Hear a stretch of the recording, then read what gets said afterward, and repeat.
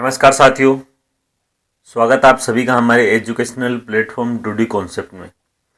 साथियों, हम पढ़ रहे थे मौर्य साम्राज्य। मौर्य साम्राज्य में पिछला जो सेशन था उसमें हमने कलिंग का जो युद्ध है उसके बारे में देखा था। साथ ही जो अशोक के जो अभिलेख वगैरह हैं, अशोक का जो धम्म है उसके बारे में हमने क्या है उसके बारे में हमने चर्चा की थी। हमने क्या देखा कि 261 बीसी में 261 बीसी में अशोक एक युद्ध लड़ता है। कौन सा युद्ध? कलिंग का युद्ध। ये जो युद्ध है कलिंग का युद्ध, ये अपना जो शासन है, अशोक अपने शासन के राजा बनने के 8वें वर्ष में, कौन से वर्ष में?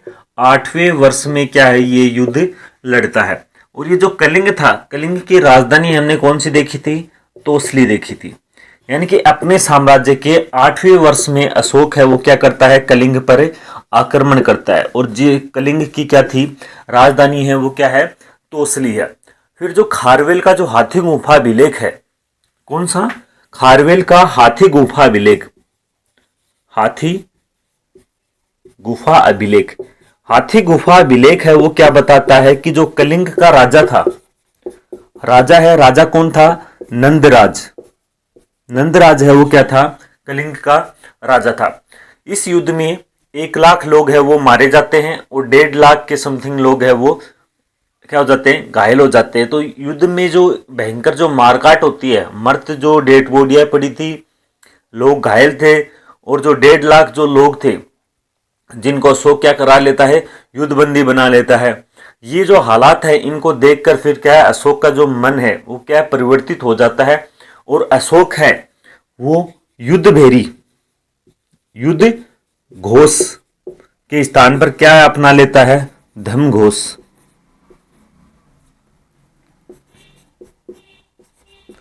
किस पे आ जाता है कि रणभेरी या युद्ध की जो नीति थी, युद्ध की नीति है, युद्ध की नीति को क्या कर देता है? त्याग देता है। या फिर रणभेरी, रणभेरी इसके स्थान पर वो क्या करता है? धम्म घोष है उसको क्या करता है? अपनाता है। अर्थात जो अशोक है वो क्या बन जाता है? बौद्ध धर्म का क्या बन जाता है? अनुयायी बन जाता है। फिर हमने देखा कि जो अशोक है, अशोक का जो व्यक्तिगत जीवन की यदि हम बात करें तो अशोक का व्यक्तिगत जो धर्म था, अशोक किसका अनुयायी था? अशोक भगवान शिव का अनुयायी था। शिव का क्या था? अनुयायी था। प्रारंभ में अशोक है वो किसका? भगवान शिव का क्या था? अनुयायी था। ये जानकारी कौन देता है? कलहण की एक पुस्तक है जिसका नाम क्या है? राजतरंगिणी देती है। उसके बाद हमने देखा कि अशोक ने श्रीनगर शहर बसाया और वहां पर क्या है? शिव मंदिर है उसका क्या करवाया था? निर्माण करवाया था। फिर अशोक ने क्या किया? जब नेपाल है, नेपाल में ललित पाटन शहर का निर्माण करवाया, और इसकी बेटी थी कौन? बेटी का नाम क्या था? चारुमती था। चारुमती है वो क्या करती है? देवी पाटन। चारुमती है, चारुमती ने क्या किया? देवी पाटन शहर है वो क्या किया था? बसाया था। फिर 2 साहित्य थे, एक था दीपवंश और दूसरे का क्या नाम था? महावंश।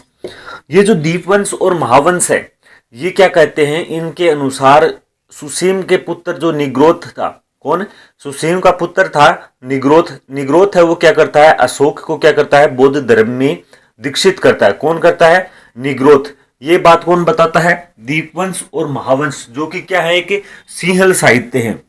कौन से साहित्य है बताए गए इनको? सिंहल साहित्य है दीपवंश और महावंश। ये क्या बताते हैं कि जो सुसीम है, सुसीम का बेटा था जिसका नाम क्या था? निग्रोथ। निग्रोथ है वो क्या करता है? अशोक को बौद्ध धर्म है उसमें क्या करता है? दीक्षित करता है। फिर जो मोगलीपुत्तिस था, इसके कारण है वो क्या होता है? बौद्ध धर्म से प्रभावित होता है। किसके कारण? मोगलीपुत्तिस है उसके कारण वो क्या होता है? बौद्ध धर्म से प्रभावित होता है। एक पुस्तक है जिसका क्या नाम है? दिव्यादान पुस्तक। और जो चीन यात्री था जिसका नाम क्या था? हेनसांग। इसके अनुसार जो उपगुप्त है, कौन? उपगुप्त है वो बौद्ध धर्म, अशोक को क्या करता है? बौद्ध धर्म में दीक्षित करता है। यानी कि 2 इंसानों के बारे में वर्णन मिलता है, एक उपगुप्त जो कि अशोक को बौद्ध धर्म के लिए दीक्षित करता है, और एक कौन है? सुसीम का बेटा निग्रोथ है। दोनों की जानकारी है वो हमें अलग अलग मिलती है। निग्रोथ की जानकारी है वो कौन देता है? जो दीपवंश और महावंश जो है वो देते हैं, जबकि जो उपगुप्त है, उपगुप्त की जानकारी कौन देता है? चीन यात्री हेनसांग देता है। और दिव्यावदान नामक एक पुस्तक है, वो क्या है, इसकी जानकारी देती है। फिर जब अशोक का जो शासनकाल था उसके 10वें और 20वें वर्ष में, शासन के 10वें और 20वें वर्ष में, वह 10वें वर्ष में तो कहाँ की यात्रा करता है? बोध गया की धार्मिक यात्रा करता है। तो 10वें वर्ष में कहाँ की यात्रा करता है? बोध गया की। और जो 12वें जो वर्ष 20वां जो वर्ष था उस वक्त कहाँ की करता है? लुम्बिनी की। कहाँ की यात्रा करता है? लुम्बिनी की। कब? 10वें वर्ष में और 20वें वर्ष में। फिर जो अशोक है, अशोक के बौद्ध होने की जानकारी देने वाला अभिलेख कौन सा है? एक अभिलेख आता है भाब्रू अभिलेख, वो भी क्या देता है? अशोक के बौद्ध होने की जानकारी देता है। उसके बाद हमने देखा अशोक का धम्म। क्या देखा था? धम्म। किसका? अशोक का जो धम्म था वो देखा था। ये जो धम्म है ये बौद्ध धर्म का भाग नहीं था। क्या धम्म है वो? क्या बौद्ध धर्म का भाग नहीं था। ये क्या है? एक आचार संहिता है। धम्म क्या है? एक आचार संहिता है।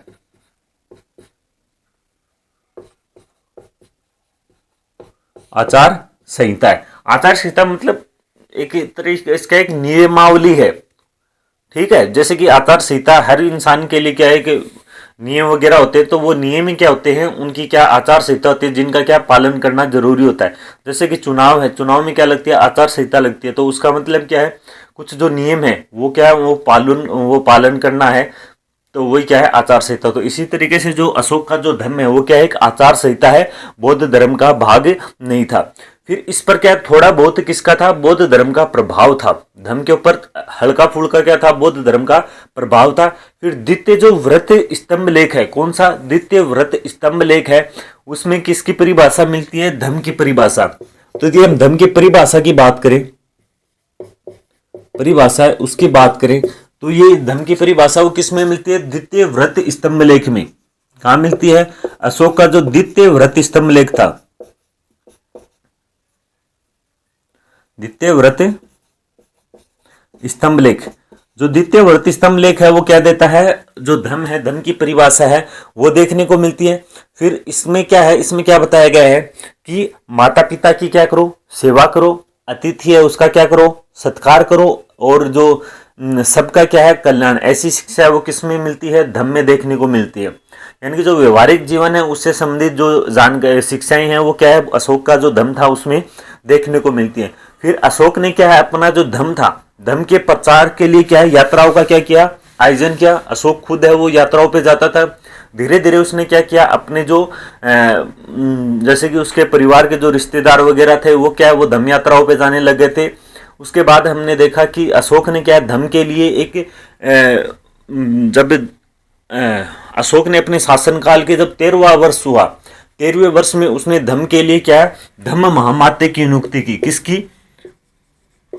धम्म महामात्य की। धम्म महामात्य की नियुक्ति वो कब करता है? 13वें वर्ष में। 13वें वर्ष में वो क्या करता है? धम्म महामात्य उसकी क्या करता है? नियुक्ति करता है। ये जो धम्म महामात्य है इसका क्या कार्य है कि ये लोगों को क्या है? दान के लिए प्रोत्साहित करेगा। किसके लिए? दान के लिए प्रोत्साहित करेगा। साथ ही क्या करेगा कि यदि कोई इंसान है, किसी इंसान को जब मृत्युदंड दे दिया जाता है तो उसका जो परिवार है, मृत्युदंड की सजा दे देते हैं, तो उसका जो परिवार है, परिवार के प्रति सहानुभूति प्रदर्शित करने के लिए कौन जाएगा? जो धम्म महामात्य है वो क्या? परिवार के प्रति क्या है? सहानुभूति प्रकट करने के लिए जाएगा। फिर अशोक ने क्या किया कि अपना जो धम्म है, धम्म यानी कि उसके प्रचार प्रसार के लिए अशोक ने क्या है? कई अभिलेख लिखवाए। क्या? अशोक ने धम्म के प्रचार के लिए क्या लिखवाए? अभिलेख लिखवाए। वही बात है, यदि आज के टाइम में यदि हम किसी चीज का प्रचार प्रसार करते हैं तो क्या करते हैं? उसके लिए बड़े बड़े होर्डिंग लगवाते हैं, बैनर छपवाते हैं, पंपलेट वगैरह वो छपवाते हैं। तो उसी तरीके से अशोक ने भी क्या अपना जो धम्म है उसके प्रचार के लिए उस समय के जो बैनर थे, पंपलेट वगैरह थे, होर्डिंग वगैरह थी वो लगवाए। तो अभिलेख है, अभिलेख में शिलालेख, शिलालेख,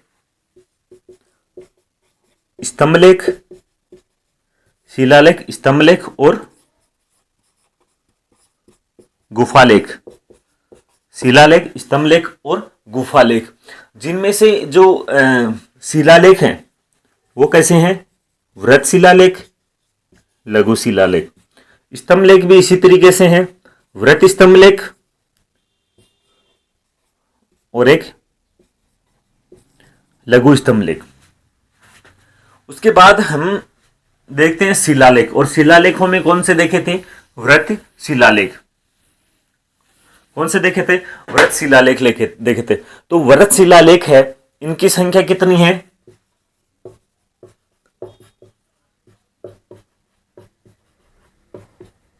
वृत्त शिलालेख, यदि हम इनकी संख्या की बात करें तो इनकी संख्या कितनी है? 14 है। संख्या है वो, इन वृत्त शिलालेखों की संख्या कितनी है? 14 है। और कहां से? 8 स्थानों से प्राप्त होते हैं। कितने स्थानों से प्राप्त होते हैं? 8 स्थानों से प्राप्त होते हैं। संख्या क्या है इनकी? 14 है। जो 8 स्थान कौन कौन से हैं? शाहबाज गढ़ी है, मानेसर है। शाहबाज गढ़ी और मानेसर है वो कहां पर है? जो पेशावर पाकिस्तान में है। यदि हम इन दोनों विलेखों की भाषा की बात करें तो ये कौन सी भाषा में है? खरोष्टी भाषा में। उसके बाद कालसी है जो कि कहां पर है? उत्तराखंड में है। जूनागढ़ है वो कहां पे? गुजरात में है। सोपरा है वो महाराष्ट्र में है। और जोगढ़ और दो धौलीगढ़ है, कौन से? जोगढ़ और दो धौलीगढ़ है, वो दोनों कहां पर है? कलिंग उड़ीसा में है। और एक है येरुगुडी, येरेगुडी है वो कहां पर है? आंध्र प्रदेश में है। तो 8 जो स्थान है वो कौन कौन से हैं? शाहबाजगढ़ी है, मानेसर है, मानसेरा, सॉरी मानेसर नहीं मानसेरा है, शाहबाजगढ़ी, मानसेरा, कालसी, जूनागढ़ और जोगढ़, सोपारा, धौलीगढ़ और येरुगुडी। उसके बाद एक है पृथक कलिंग प्रज्ञे,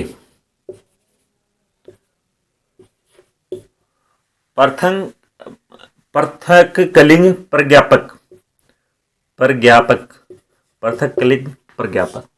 ये है, इसमें क्या है? अशोक के 13वें जो अभिलेख है, अशोक का 13वां अभिलेख है, जिसमें किसकी जानकारी मिलती है? कलिंग युद्ध है उसकी जानकारी मिलती है। लेकिन जो धौलीगढ़ और जो जोगढ़ हैं, कौन से? धौलीगढ़ और जो जोगढ़ के जो पृथक जो कलिंग प्रज्ञापक हैं, उनमें क्या जानकारी मिलती है कि जो धौलीगढ़ और जो जोगढ़ की जो जनता है वो क्या है? मेरी संतान है। ऐसा कौन बताता है?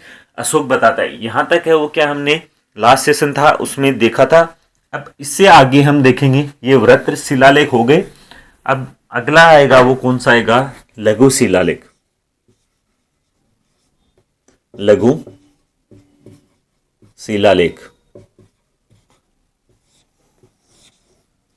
ये जो लघु जो शिलालेख है इसमें क्या मिलती है? अशोक की व्यक्तिगत जानकारी मिलती है। तो क्या है? अशोक की व्यक्तिगत जानकारी देने वाले शिलालेख हैं वो कौन से हैं? लघु शिलालेख हैं। तो इनसे जानकारी क्या मिलती है? जानकारी मिलती है। कैसी जानकारी मिलती है? व्यक्तिगत जानकारी मिलती है। किसकी? अशोक की। कौन से? लघु शिलालेख से। इनमें कौन कौन से है? एक मास्की शिलालेख है, मास्की है, गुर्जरा है, उदगोला और नेटूर। ये क्या है? ये 4 शिलालेख हैं वो क्या देते हैं? जिनमें क्या है? अशोक का जो नाम है उसका क्या है? उल्लेख है। कौन सा? पहला कौन सा है? मास्की,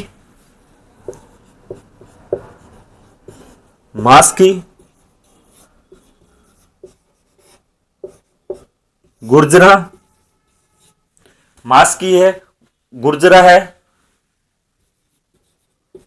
उदयगोलम, मास्की, गुर्जरा, उदयगोलम और नेटूर।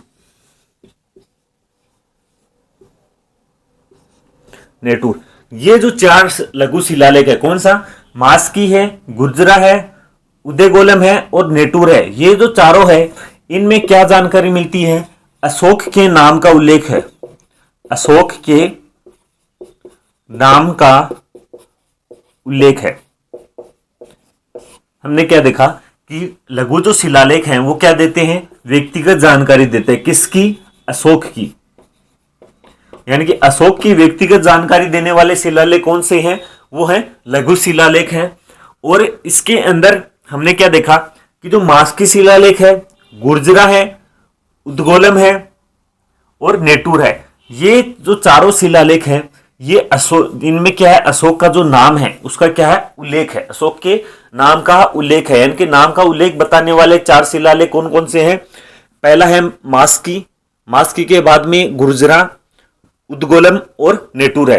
अन्य जो विलेख है उनमें क्या है, अशोक की क्या है, उपाधियों के बारे में बताया गया है। अशोक की उपाधि क्या बताई गई है, यदि हम उपाधि की बात करें, इनमें क्या होता है, अशोक की जो उपाधि है, उपाधि कौन सी है, अशोक है, अशोक को क्या उपाधि दी गई थी, क्या नाम था, देव नाम प्रिय। क्या उपाधि है, देव नाम प्रिय, देव नाम प्रिय, या इसका क्या, देव नाम प्रिय दर्शी। ये जो उपाधि है, क्या, ये जो उपाधि है, ये इसका वर्णन है, नाम का जो उल्लेख है वो तो किस में मिलता है, मास की है, गुर्जर है, उद्गोलम और नेटूर है, उनमें तो क्या नाम का उल्लेख मिलता है। जबकि जो उपाधि है, कौन सी उपाधि है, जिसका नाम क्या, देवनाम प्रिय और देवनाम प्रिय दर्शी, इसकी जो जानकारी है वो कौन देता है, उसके जो जानकारी वो अन्य जो विलेख है उनमें भी क्या मिलती है। फिर उसके बाद जो ब्रह्मगिरी विलेख है, सिद्धपुर विलेख है और जतिंग रामेश्वरम, कौन सा, जतिंग रामेश्वरम, ये जो विलेख है, ये विलेख में क्या है, धम्म का जो सार है, सार मिलता है, किसका सार, धम्म का सार, यानी कि धम्म का जो सार है, सार बताने वाले विलेख हैं वो कितने हैं, 3 हैं, जिनमें क्या धम्म का क्या मिलता है, सार मिलता है। जिनमें पहला कौन सा है, 4 ही हो गए, 5वां ब्रह्मगिरी, ब्रह्मगिरी कौन सा, ब्रह्मगिरी है। और उसके बाद में सिद्धपुर, ब्रह्मगिरी, सिद्धपुर, जतिंग रामेश्वर, ये जो है, ये जो 3 शिलालेख हैं, ये क्या देते हैं, धम्म की जानकारी देते हैं, धम्म की जानकारी। धम्म की जानकारी देने वाले कौन कौन से हैं, ब्रह्मगिरी, सिद्धपुर, जतिंग रामेश्वरम। ब्रह्मगिरी, सिद्धपुर और जतिंग रामेश्वरम है वो किसकी जानकारी देते हैं, धम्म की जानकारी देते हैं। और जो क्या है, नाम की जानकारी कौन कौन से देते हैं, मास्की, गुर्जरा, उद्गोलम और नेटूर, ये किसकी जानकारी देते हैं, नाम की। और जो धम्म की जानकारी है वो ब्रह्मगिरी, सिद्धपुर और जतिंग। अतः ये जो विलेख हैं, ये जो विलेख हैं, इन्हें क्या कहा है, द्वितीय स्तंभ लेख, द्वितीय लघु स्तंभ लेख कहा गया। धम्म की जानकारी देते हैं, जिस वजह से इन्हें क्या कहा गया, द्वितीय लघु स्तंभ लेख कहा गया है। नहीं सॉरी, स्तंभ नहीं, द्वितीय लघु शिलालेख, सॉरी, द्वितीय लघु शिलालेख पढ़ने तो द्वितीय लघु शिलालेख। उसके बाद हम देखते हैं अशोक के, इसे आगे आते हैं अशोक के व्रत स्तंभ लेख। ये तो लघु शिलालेख थे, एग्जाम की दृष्टि से क्या है, अशोक के जो स्तंभ जो अभिलेख हैं वो एग्जाम की दृष्टि से क्या है, इंपोर्टेंट है। अगला क्या है, व्रत स्तंभ लेख, व्रत स्तंभ लेख। ये जो अभिलेख हैं, कौन से, व्रत स्तंभ लेख हैं, इनकी यदि हम संख्या की बात करें, यदि हम संख्या की बात करें तो संख्या में ये कितने हैं, 7 हैं। और यदि हम स्थानों की बात करें कि किन किन स्थानों से प्राप्त हुए, तो स्थानों की संख्या कितनी है, 6 है।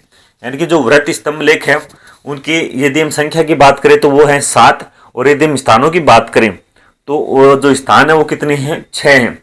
जिनमें पहला जो देखने को मिलता है वो कौन सा है, प्रयाग स्तंभ लेख। जो प्रयाग का जो स्तंभ लेख है वो क्या है, देखने को मिलता है। ये जो प्रयाग का जो है ये मूल रूप से कहां पर है, कौशाम्बी कहां का था, कौशाम्बी का था। लेकिन क्या होता है कि अकबर है, अकबर ने इसे कहां पर स्थापित करवाया था, प्रयाग में स्थापित करवाया था। प्रयाग का जो स्तंभ लेख है वो मूल रूप से कहां का था, कौशाम्बी का था। लेकिन अकबर है, अकबर अपने शासन काल के दौरान जो प्रयाग का जो स्तंभ लेख है वो कौशाम्बी से लेकर कहां पे आ जाता है, प्रयाग है वहां पर स्थापित करता है। तो यह मूल रूप से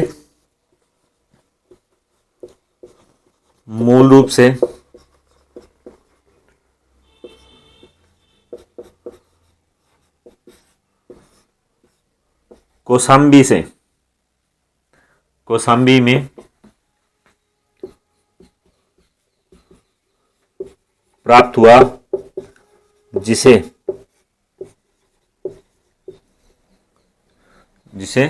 ये न कौन लेके आता है इसे, अकबर, जिसे अकबर कहां पर है, अकबर ने प्रयाग में स्थापित करवाया।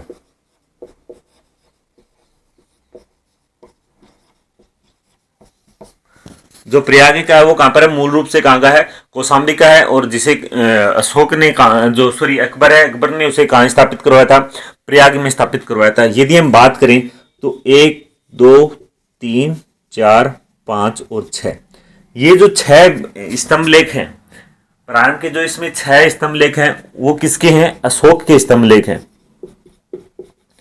अशोक के स्तंभ लेख हैं। ये क्या है, अशोक ने लगवाए थे। स्टार्टिंग के जो 6 थे वो किसने लगवाए थे, अशोक ने लगवाए थे। उसके बाद इसमें एक रानी थी, रानी का भी अभिलेख है। ये क्या है, रानी अभिलेख है। ये 6 किसके हैं, अशोक के हैं, अशोक के अभिलेख हैं।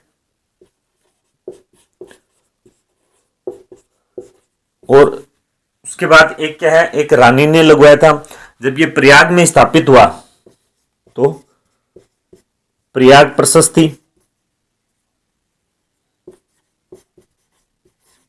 प्रयाग में स्थापित हुआ तो उसमें क्या है, प्रयाग प्रशस्ति है वो हुआ।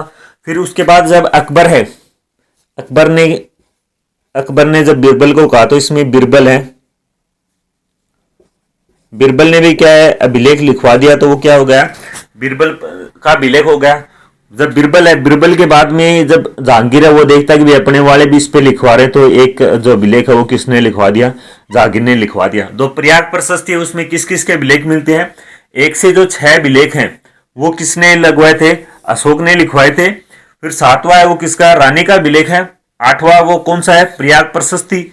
फिर बीरबल अभिलेख और जहांगीर अभिलेख। कौन कौन से, ये किससे मिलते हैं, प्रयाग स्तंभ लेख, जो कि कहां का था, मूल रूप से कौशाम्बी में प्राप्त हुआ था, लेकिन जिसे अकबर ने क्या है, अकबर ने इसे प्रयाग में स्थापित करवा दिया था। उसके बाद जो अगला जो स्तंभ आता है, अगला जो लेख आता है वो कौन सा आता है, टोपरा का। कौन सा, टोपरा। ये जो टोपरा का है ये वर्तमान में कहां पर है, दिल्ली में। कहां पर है, दिल्ली में स्थित है। ये कहां से, हरियाणा में एक जगह पड़ती है, कौन सी, टोपरा, वहां पर मिलता है। लेकिन जो फिरोज शाह तुगलक है, एफटी उसे क्या करता है, दिल्ली में स्थापित करवाता है। इसमें पूरे 7 स्तंभ लेख हैं। नहीं, इसमें पूरे कितने अभिलेख हैं, 7 अभिलेख है। एकमात्र ऐसा जो अभिलेख है, ऐसा स्तंभ लेख है जिसमें क्या है, 7 अभिलेख देखने को मिलते हैं। तो ये कहां से प्राप्त हुआ था, मूल रूप से कहां का था, मूल रूप से ये था टोपरा दिल्ली का, नहीं सॉरी, टोपरा हरियाणा से, टोपरा हरियाणा से था। इसे दिल्ली में कौन स्थापित करवा था, एफटी यानी कि फिरोज शाह तुगलक, फिरोज शाह तुगलक। फिरोज शाह जो तुगलक है वो इसे कहां पर स्थापित करवाता है, दिल्ली में। फिरोज शाह अपने टाइम पीरियड में इसे हरियाणा से लाके कहां पर स्थापित करवा देता है, दिल्ली में स्थापित करवा देता है। और इसमें क्या है, इसमें 7 अभिलेख है। इसमें कितने हैं, 7 अभिलेख हैं। एकमात्र है जिसमें क्या है, 7 अभिलेख है। तो एकमात्र अभिलेख जिसमें कितने अभिलेख हैं, 7। एकमात्र स्तंभ लेख जिसमें कितने अभिलेख हैं, 7 अभिलेख है। जो 7वां जो अभिलेख है, 7वां अभिलेख है, उसमें जैन धर्म यानी कि निर्ग्रंथ और आजीविक संप्रदाय है उसकी क्या है, जानकारी मिलती है। यानी कि इसमें जो 7वां अभिलेख है, 7वां अभिलेख, 7वां अभिलेख है वो क्या जानकारी देता है, किस किस की जानकारी देता है, एक तो जैन धर्म की, जैन धर्म किसकी, जैन धर्म की जानकारी देता है, जिसे जैन धर्म को क्या बताया गया है, निर्ग्रंथ, जैन धर्म की जानकारी। और दूसरी किसकी, आजीविक, आजीविक जो संप्रदाय है, आजीविक जो धर्म है, उसकी भी जानकारी है वो किस में मिलती है, 7वें अभिलेख में मिलती है। कहां से प्राप्त होता है, टोपरा दिल्ली से, टोपरा दिल्ली में स्थित है। पहले कहां था, टोपरा हरियाणा में था, फिरोज शाह तुगलक है वो उसे दिल्ली में ले जाता है। इसमें पूरे 7 अभिलेख हैं और 7वां जो अभिलेख है उसमें क्या है, उसमें जानकारी मिलती है किसकी, जैन धर्म और जो आजीविक संप्रदाय है, आजीविक जो धर्म है उसकी क्या मिलती है, जानकारी मिलती है। तो टोपरा के बाद में अगला है वो कौन सा है, टोपरा अभिलेख। टोपरा के बाद में अगला मिलता है मेरठ अभिलेख, मेरठ अभिलेख। ये जो मेरठ अभिलेख है, मेरठ अभिलेख है, ये भी कहां पर है, दिल्ली में है। कहां पर है, दिल्ली में है। यदि मूल रूप से यदि हम बात करें तो ये मूल रूप से कहां का था, मूल रूप से मेरठ, कहां का था, मूल रूप से मेरठ का था। फिरोज शाह तुगलक है, इसे भी कौन लेके आता है, एफटी से दिल्ली स्थापित करवाता है।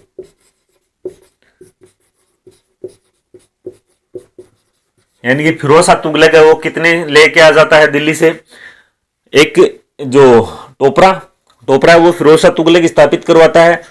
और जो मेरठ अभिलेख है वो भी कौन, फिरोज शाह तुगलक है वो कहां लेके आता है, दिल्ली स्थापित करवाता है। फिर उसके बाद जो लोरिया, चौथा कौन सा है, लोरिया राज, लोरिया राज है, ये कहां पर है,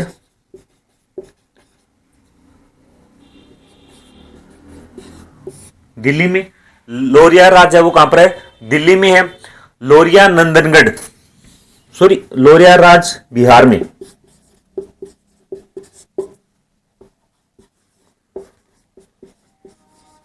लोरिया नंदराज, लोरिया सॉरी लोरिया नंदनगढ़, लोरिया नंदनगढ़, ये भी कहां पर है, बिहार में। चौथा और पांचवा वो कौन सा है, लोरिया राज और लोरिया नंदनगढ़, जो कि कहां पर पड़ते हैं, बिहार में पड़ते हैं। फिर एक और मिलता है बिहार से, वो कौन सा है, रामपुरवा, रामपुरवा, रामपुरवा है वो भी कहां पर मिलता है, बिहार से मिलता है। व्रत स्तंभ लेख है वो कौन कौन से हैं, जो व्रत हैं उनमें सबसे पहले क्या है, इनकी संख्या व्रत की कितनी है, 7 है। 6 स्थानों से मिलते हैं, कहां से मिलते हैं, 6 स्थानों से मिलते हैं, जिनमें पहला कौन सा है, प्रयाग प्रशस्ति है। मूल रूप से कहां पर था, कौशाम्बी में था, लेकिन प्रयाग में एक बार स्थापित करवाता है। 1 से जो 6 हैं वो अभिलेख हैं वो अशोक के हैं। उसके बाद 7वां है वो रानी का है, रानी के बाद में प्रयाग प्रशस्ति मिलती है। एक अभिलेख कौन लिखवाता है, अकबर लिखवाता है, तो उसे बिरबल अभिलेख, और एक कौन लिखाता है, जागीर अभिलेख। ये थे प्रयाग में। फिर टोपरा है, टोपरा कहाँ का है, दिल्ली का है। पहले कहाँ का था, मूल रूप से हरियाणा के पास एक जगह पड़ती है टोपरा, वहां पे था। फिरोज शाह तुगलक है वो क्या करता है, इसे दिल्ली स्थापित करवाता है।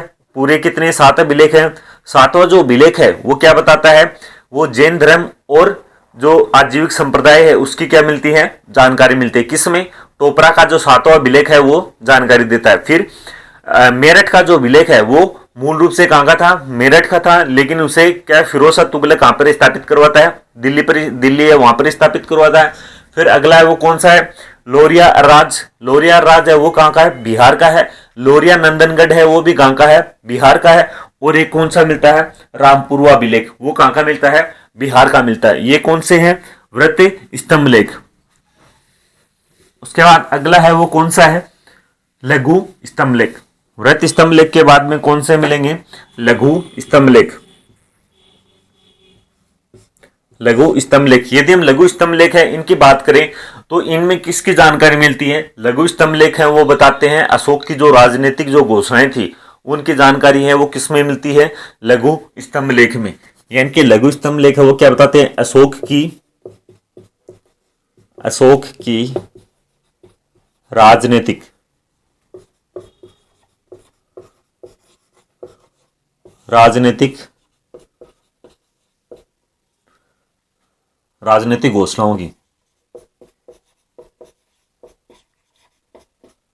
घोषणाओं की जानकारी। अशोक की राजनीतिक घोषणाएं हैं उनकी जानकारी कौन कौन से लेख में मिलती है? जो लघु स्तंभ लेख हैं वो क्या जानकारी देते हैं? अशोक की जो राजनीतिक घोषणाएं हैं उनकी क्या देते हैं? जानकारी देते हैं। उसमें सबसे पहले देखते हैं वो कौन सा है। पहला लघु स्तंभ लेख है वो कौन सा है? रूमनदेही।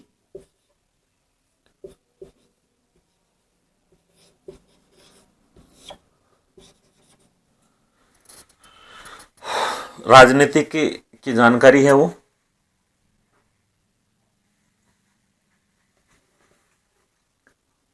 पहला वो रूमनदेही का जो स्तंभ लेख है कौन सा है? रूमनदेही अभिलेख या रूमनदेही स्तंभ लेख।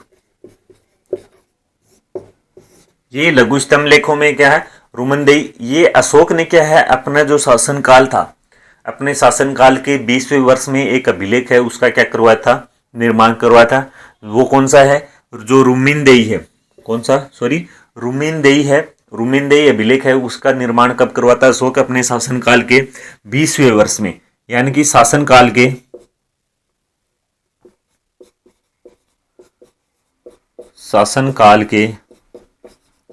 20वें वर्ष में। कौन से वर्ष में? 20वें वर्ष में वो किसका निर्माण होता है? रूमनदेही है उसकी क्या मिलती है? जानकारी मिलती है। ये जो अभिलेख है ये क्या बताता है? जो मौर्यकालीन जो अर्थव्यवस्था है उसके बारे में बताता है। जो टैक्स वगैरह लगते थे उनके बारे में, अशोक के द्वारा जो राजस्व है वो उसके बारे में जानकारी मिलती है। और इसमें क्या बताया गया है कि एकमात्र जो भू राजस्व है इस अभिलेख में बताया गया जो भू राजस्व है वो अशोक ने घटाया था। कितना घटाया था? 1/6 से इसने क्या कर दिया था? 1/8 कर दिया था। तो जो रूमनदेही अभिलेख है वो क्या देता है?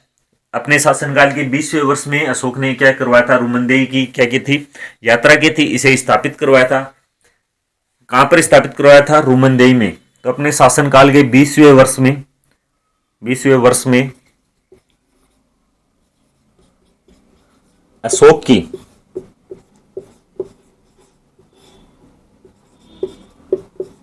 रूमनदेही यात्रा की क्या मिलती है? यात्रा की जानकारी देता है। रूमनदेही यात्रा है उसकी जानकारी देता है कि अशोक ने क्या अपने शासनकाल के 20वें वर्ष में किसकी? रूमनदेही की क्या की थी? यात्रा की थी। और ये जो अभिलेख है इसमें अभिलेख में क्या जानकारी मिलती है? अर्थव्यवस्था की। अभिलेख में मौर्यकालीन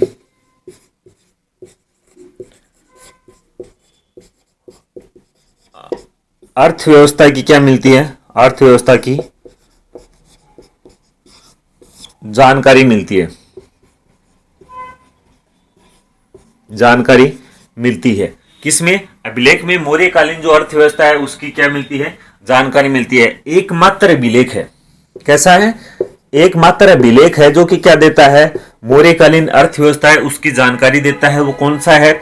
रूमनदेही अभिलेख है। अब जब रूमनदेही की यात्रा पे आता है कौन? अशोक आता है।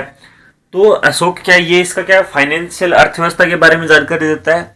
यात्रा पे आता है तो लोगों का क्या मन जीतने के लिए वो क्या करता है? जो राजस्व है, भू राजस्व है उसकी दरों में क्या करता है? कटौती करता है। और 1/6 के स्थान पर कितनी कर देता है? 1/8 कर देता है। तो रूमनदेही यात्रा के दौरान अशोक ने क्या किया? अशोक ने भू राजस्व को क्या कर दिया? भू राजस्व घटाकर 1/6 से 1/8 कर दिया। यह जानकारी कौन देता है? रूमनदेही अभिलेख देता है। जनता का मन जीतने के लिए उसने क्या किया, भू राजस्व है उसकी क्या है, दरों में क्या कर दी थी, गिरावट कर दी थी। उसके बाद एक है सांची का सारनाथ, सारनाथ अभिलेख, और दूसरा है वो कौन सा है, सांची अभिलेख। कौन सा, सांची अभिलेख। सारनाथ और जो सांची का जो अभिलेख है, ये दोनों अभिलेख हैं वो क्या बताते हैं कि जो संघ था, लोग हैं वो क्या है, जो बौद्ध संघ है उसमें क्या डाल रहे थे, फूट डाल रहे थे। संघ है वो क्या है, अलग अलग भागों में क्या हो रहा था, विभक्त हो रहा था। तो जो सारनाथ और जो सांची का अभिलेख है उसमें क्या बताते हैं कि अशोक ने क्या है, अशोक ने इन दोनों अभिलेखों में जो संघ में जो फूट डालने वाले जो बौद्ध भिक्षु हैं उनको क्या दी है, चेतावनी दी है। इनमें क्या है, संघ में फूट डालने वाले, फूट डालने वालों के लिए, डालने वाले कौन, बौद्ध भिक्षु, यानी कि भिक्षुओं के लिए चेतावनी। संघ में फूट डालने वाले भिक्षुओं की चेतावनी कौन कौन से अभिलेख देते हैं, सारनाथ और सांची का अभिलेख। अब क्या चेतावनी देते हैं,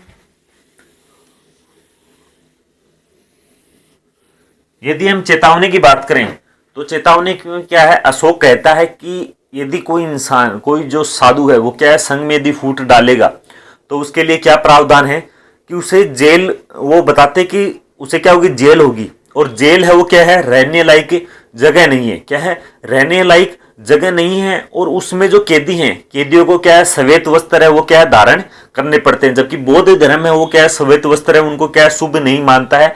तो अशोक कहता है कि जेल है वो क्या है, रहने लायक जगह नहीं है और स्थान नहीं है, जगह नहीं है। और वहां पर क्या है, कैदियों को क्या है, सफेद वस्त्र पहनने पड़ते हैं। तो ये जो चेतावनी है वो किन्हें देते हैं, संघ में फूट डालने वाले बौद्ध भिक्षुओं को देते हैं। तो अशोक ने क्या कहा, अशोक ने कहा कि जेल रहने लायक स्थान नहीं है, क्या है, जेल है वो रहने लायक स्थान नहीं है। कैदियों को श्वेत वस्त्र पहनने पड़ते हैं, क्या कैदी हैं, कैदियों को क्या पहनने पड़ते हैं, श्वेत वस्त्र है वो पहनने पड़ते हैं। जेल रहने लायक स्थान नहीं है, ये किसने, किसके लिए कहा था, संघ में फूट डालने वाले बौद्ध भिक्षु हैं उनको क्या इस चीज की चेतावनी दी थी। और चेतावनी है वो कौन कौन से अभिलेख, सारनाथ का जो अभिलेख है उसमें और जो सांची का जो अभिलेख है उसमें क्या है, ये जानकारी मिलती है। तो क्या हो गया, अशोक के जो स्तंभ लेख हैं वो भी हो गए। लघु जो व्रत स्तंभ लेख हैं उनमें कौन कौन से देखे थे, एक देखा था प्रयाग का, टोपरा, मेरठ, लोरिया राज, लोरिया नंदपुरा और रामपुरा। ये तो क्या थे, लघु जो व्रत स्तंभ लेख थे। और जो लघु जो स्तंभ लेख है उनमें हमने कौन कौन से देखे थे, रूमनदेही का जो अभिलेख है वो देखा था, सारनाथ का देखा था और सांची है उसके बारे में देखा था। इसके बाद अगले जो अभिलेख हैं अशोक का वो किस प्रकार के हैं, गुफा अभिलेख। कैसे अभिलेख हैं, गुहा अभिलेख, गुहा अभिलेख, गुहा अभिलेख है, इन्हें गुहा लेख भी कहते हैं, गुहा लेख। ये जो है इनमें गुहाओं की बात करें तो एक कौन सा है, करण चोपड़ा, सुदामा, कौन सी, करण चोपड़ा, सुदामा और विश्व झोपड़ी। कौन कौन से हैं, करण चोपड़ा,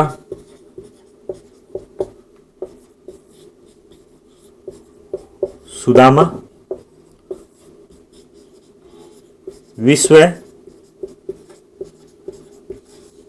झोपड़ी।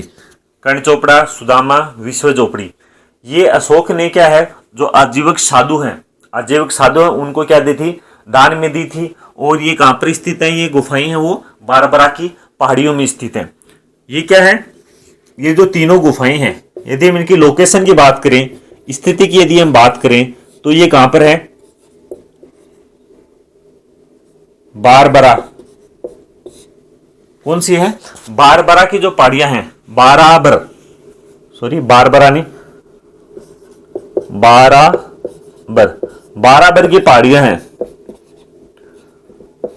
बाराबर की पहाड़ियों में क्या है, ये स्थित है। कौन कौन सी हैं? करण चोपड़ा है, सुदामा है और विश्व झोपड़ी है। ये जो तीनों गुफाएं हैं, वो अशोक ने क्या दी थी? आजीविक साधुओं को, आजीविक साधुओं को दान में दी थी। और कहां पर है? बाराबर की पहाड़ियां हैं उनमें स्थित हैं, और आजीविक साधु हैं उनको क्या दी थी? दान में दी थी। जिनमें कौन सी है? करण चोपड़ा, सुदामा और विश्व झोपड़ी है। फिर यदि हम अशोक के अभिलेख की यदि हम अभिलेख है, यदि हम उसकी भाषा की बात करें, तो वो प्राकृत भाषा में लिखे गए थे। कौन सी भाषा में लिखे गए थे? प्राकृत भाषा है उसमें लिखे गए थे, यानी कि जो स्थानीय प्रादेशिक भाषा है उनमें क्या गए थे? लिखे गए थे। तो अशोक के जो अभिलेख हैं, अशोक के अभिलेख प्राकृत, जिसे क्या स्थानीय भाषा भी बोल सकते हैं, प्राकृत भाषा में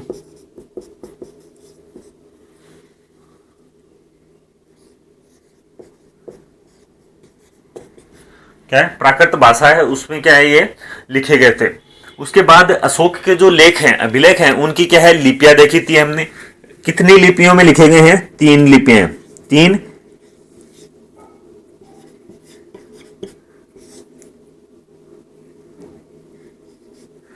3 लिपियां हैं।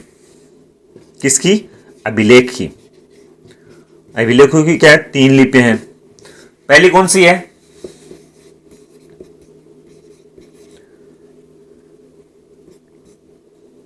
ब्राह्मी लिपि। कौन सी लिपि? ब्राह्मी लिपि है।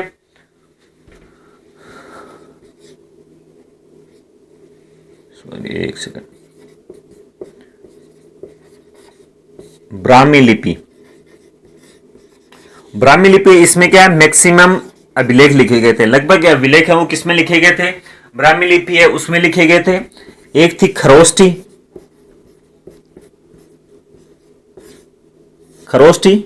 और एक कौन सी है? अरे माइक। कौन सी है? अरे माइक। ब्राह्मी, खरोष्टी, अरे माइक, और 3 लिपियां नहीं, सो 4 लिपियां हैं। ब्राह्मी लिपि है, खरोष्टी है, अरे माइक है, और एक कौन सी है? चौथी है, वो कौन सी है? ग्रीक या यूनानी है। जो उत्तर पश्चिमी, ये जो ग्रीक या यूनानी है वो किधर से प्रारंभ होती है? ये उत्तर पश्चिम से क्या होती है? प्रारंभ होती है। फिर जो अशोक के जो अभिलेख हैं, उनको सबसे पहले इनकी जो खोज है वो 1750 में टिफेंथलर,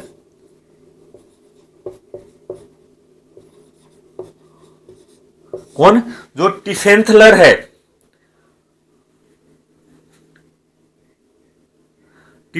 है, वो क्या करता है? अशोक के जो अभिलेख हैं, टिफेंथलर है वो क्या करता है? टिफेंथलर ने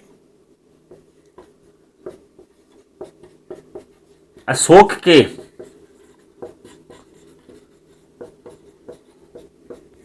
अभिलेखों की क्या की थी? खोज की थी। 1750 में टिफेंथलर है उसने क्या की थी? अशोक के जो अभिलेख हैं उनकी क्या है? खोज की थी। तो खोज करने वाला कौन था?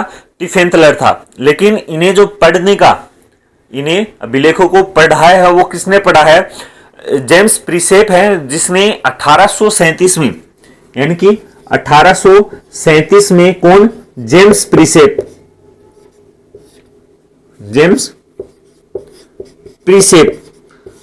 प्रिसेप ने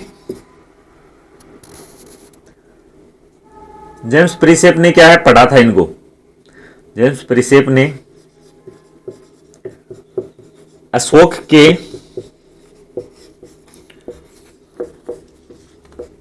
अभिलेखों को पढ़ा। कौन सी लिपि के? ब्राह्मी लिपि। जो ब्राह्मी लिपि के जो अभिलेख थे उन्हें 1837 में कौन पढ़ता है? टिफेंथलर है, नहीं सॉरी, जो जेम्स प्रिसेप है वो क्या है इन्हें पढ़ता है। जबकि खोज किसने की थी? टिफेंथलर ने कब की थी? 1850 में की थी। 1850 में की थी।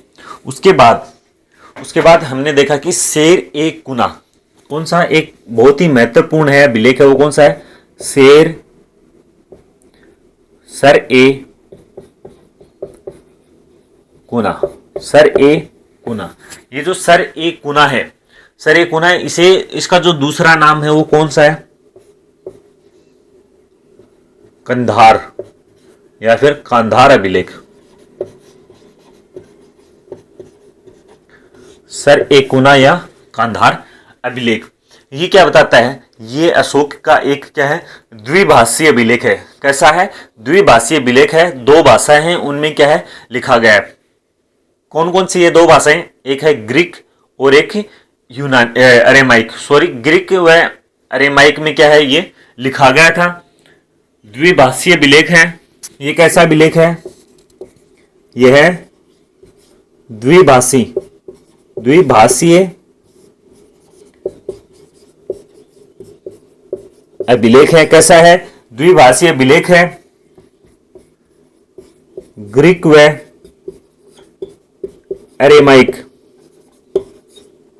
ग्रीक व अरेमाइक है। ये इनमें क्या है लिखा गया है? ग्रीक व अरेमाइक में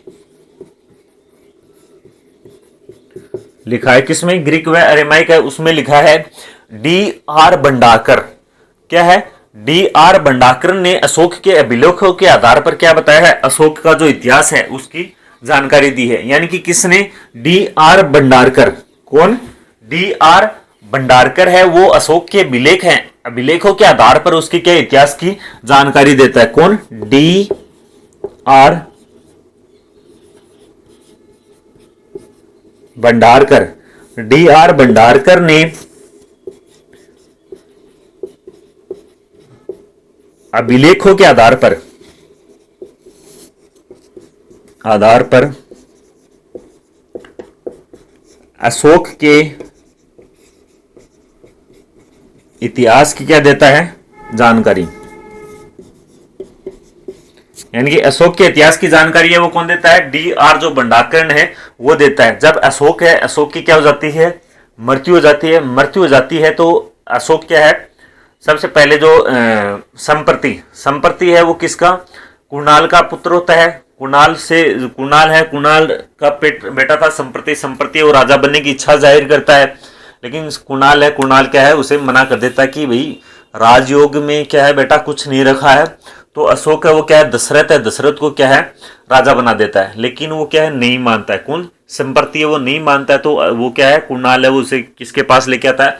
अशोक के पास लेके आता है। और क्या है फिर क्या है फिर उसे अशोक क्या है उसे भी क्या राजा बनाने के बारे में अपने जो विचार है वो पेश करता है। और जो मौर्य जो साम्राज्य था वो क्या है? दो भागों में बढ़ जाता है। तो अशोक की मृत्यु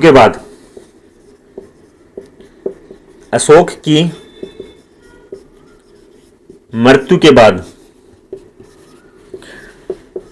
मौर्य साम्राज्य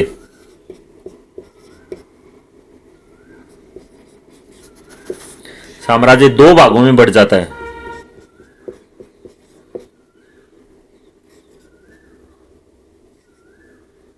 दो भागों में विभाजित हो जाता है।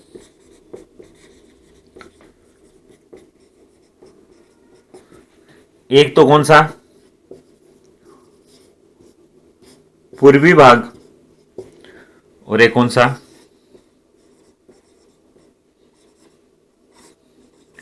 पश्चिमी भाग। यहां से क्या है कि जो साम्राज्य है वो क्या टूटना प्रारंभ हो जाता है। जो पूर्वी भाग है वो किसे दिया जाता है? दशरथ को। दशरथ को कौन सा भाग दिया जाता है? पूर्वी भाग। और जो पश्चिमी भाग है वो किसे देते हैं? संप्रति को, संप्रति है, संप्रति को कौन सा है, पूर्वी पश्चिमी भाग, और जो पूर्वी भाग है वो किसे देते हैं, दशरथ है, दशरथ को दिया जाता है। जो ये जो दशरथ है वो किसका, आजीविक पंथ का अनुयायी था। दशरथ है वो किसका,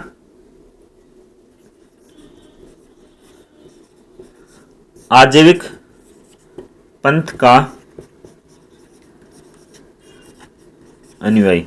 कौन, दशरथ। दशरथ किसका है, आजीविक पंथ का अनुयायी है। और जो ये जो संप्रति है, संप्रति किसका है, जो जैन धर्म है, संप्रति किसका है, जैन धर्म का।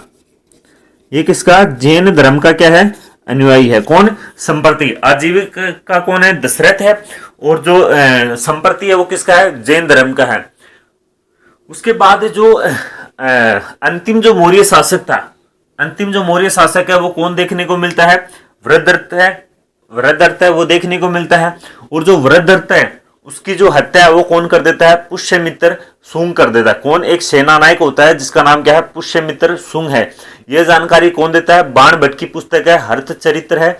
हर्षचरित्र क्या कहती है कि जो पुष्यमित्र शुंग है, पुष्यमित्र शुंग है, उसने किसकी हत्या कर दी थी, वृद्धरथ है उसकी क्या कर दी थी, हत्या कर दी थी। तो अंतिम जो मौर्य शासक है, अंतिम मौर्य शासक, अंतिम मौर्य शासक है वो कौन है,